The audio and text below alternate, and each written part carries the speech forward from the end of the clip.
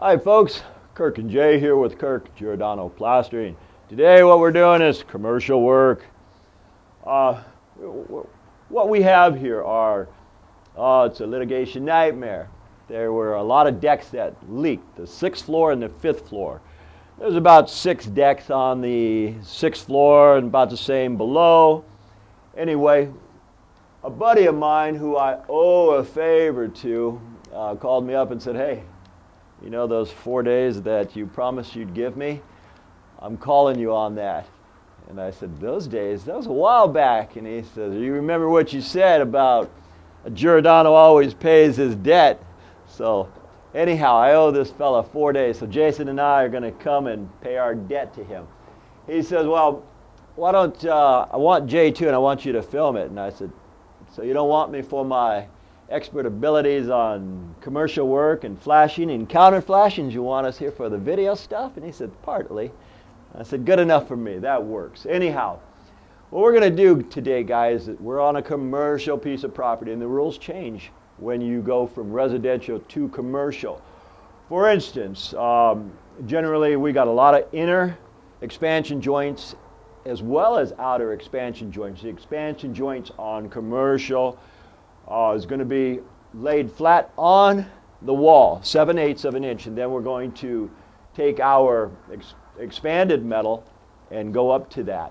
Now, there's a lot of different things here for commercial. We're going over Den's glass, and Den's glass is, it's got the fire ratio, it's a waterproof type membrane. You want to see right here, Jay? It's a yellow, it's like sheetrock, except it has gypsum in the middle and then acrylics or fiberglass mesh on the outside, both kind of waterproof, fire resistant, has a lot of different uses.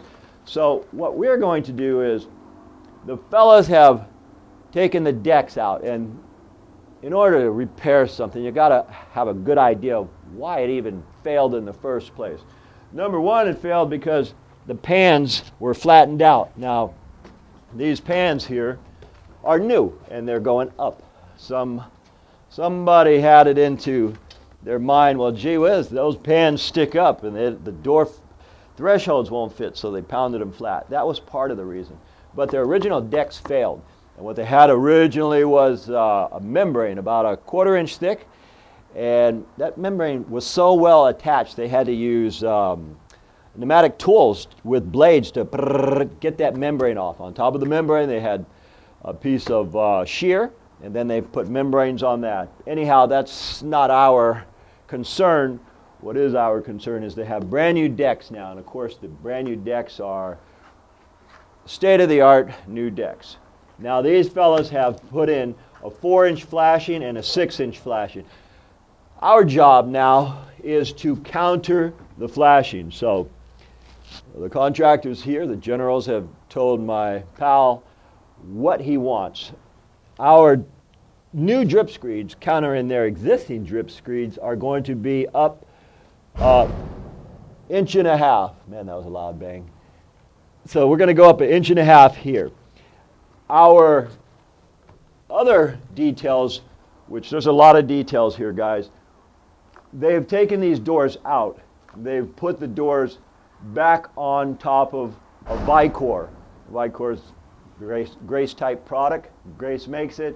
Vicor is like a heavy mill. I think it's 50. I'm not certain of the exact width of it. But anyway, the doors sit on Vicor, sit on the pans, and what my buddy's job is, which means it's my job also, we are going to take new Vicor and go over these flanges here and go up in as far here as we can to watertight it. When we come over here, we're going to place screeds on it. There is another deck where it's got a lot of people on it, a lot of guys working, which we're going to go on next. And it'll show the screeds on it. I'm actually hanging the screeds because I'm pretty good at flashing and counter flashing, so I'm hanging the screeds, and then this paper here, they got a 60-minute paper which is designed for commercial. Again, guys, the rules do change when you go to commercial applications. So there's 60-minute paper. We're going to be using that also. And again, wherever expansion joints are, we're going to cut and tie into it. Then we're going to do a scratch and brown, and the Carson's coating is going to go on top of here. We're going to feather into it. Then they're going to paint the entire system too, man. They're talking about very, very thorough, but my buddy's, he's got to match everything that this previous company did. And this previous company, I looked at it myself and I thought, man, those guys are on a scale of 1 to 10, they're 10. They really knew what they were doing. The stucco did not fail on this building. The concrete failed, or their deck material failed. So we're going to wrap up. We're going to go, and I'm going to show you, if I can, there's about 6 guys on a small deck, but we'll kind of muscle in on them and try to explain the best we can with what we are doing. All right, guys. Now we're going to cross this threshold. This guy right here is the boo-boo they did last time. They pounded it flat. We're always trying to avoid that. Hey, guys, don't mind us. All right. Let me show you kind of what we're doing. Here is what we're doing now. First, we mark the stud. Studs on a home every 20 or every 16 inches. Steel studs, guys. Everything has got to be machine screwed in. So what I'm doing is I got the glorious task of finding the studs, which are marked in red. Then I'm looking for where the cricket is. What's a cricket? Well, that makes the water flow so it's not sitting in the corner. So my job is to take this weep screed, which is, I'm using templates, 2x4s, which give us 1.5 inches. And I'm putting my 2x4 here, and where the cricket is, that cricket comes here. I'm cutting my screed and bending it upward. Then I take this screed here, and I notch out my corner. I put it to that one there, and you see here, of course, where our scupper is. Let me see that, please. Thank you, sir. Thank you. I use this guy as a template. This way I'm not guessing. And I notched out my corner.